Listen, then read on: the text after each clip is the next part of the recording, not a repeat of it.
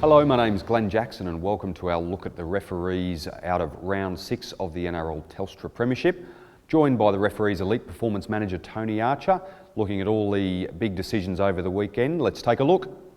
Been plenty of talk about send-offs in general. Are the referees still prepared to send players off? Yeah, of course they are. And if the foul play is significant enough, the referee always has the option of sending a player off, and the referees certainly will send players off if it requires. I think it's a bit of a reflection on the discipline of the players that for a player to be sent off, obviously it's got to be serious foul play, and the actions of the players don't warrant it at this stage.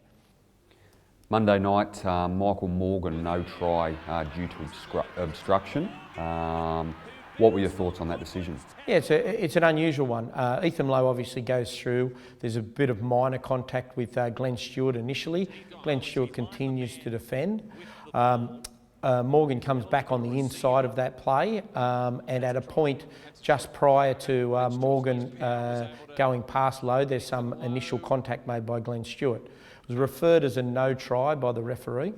The video referee, Stephen Folkes, in relation to the obstruction, determined that the initial contact was made at a point prior to Morgan going past him.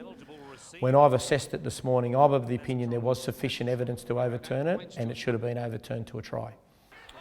One decision which was overturned, Greg Inglis, a no try during that same game. Now, it was the on-field referee judged that it was a try, sent it upstairs, and it was subsequently overturned. Were you comfortable with that decision being overturned? Yes, I was.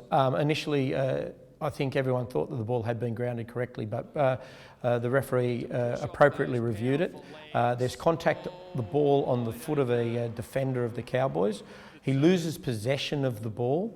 For him to regain possession, he's got to re-grip or catch that ball again, and it was the appropriate decision to overturn that because he'd lost possession prior to grounding the ball. So even though this was an example of a decision being overturned, you're still encouraging the referees to make live calls? Yeah, of course. If the referees are in good position, I want them to make live calls. There's a couple of really good examples from the weekend with a try on Friday night by Boyd Cordner. Obviously onside and the grounding were important in that aspect.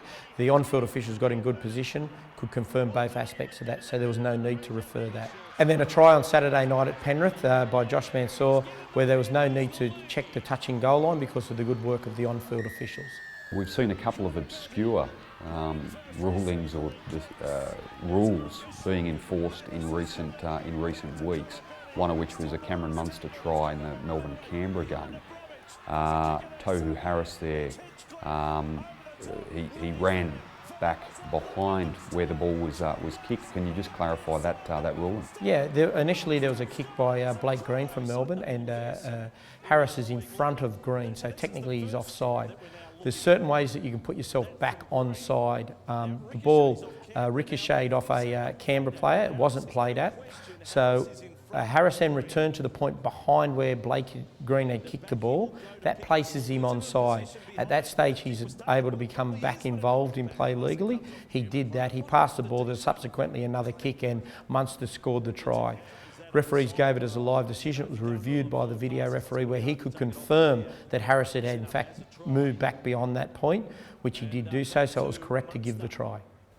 So just finally, Tony, there was a lot of talk over the last weekend about the on-field events and off-field events at the Good Friday game. Subsequently, Des Hasler said there would be a meeting with yourself, James Graham, Gerard Sutton, and that meeting has now occurred. Yeah, the meeting's taken place. Obviously, we're open to communication with clubs all the time, and this was a really perfect opportunity to deal with the issues that came out of the game, and it was really successful. Thanks, Tony. Thanks, Glenn.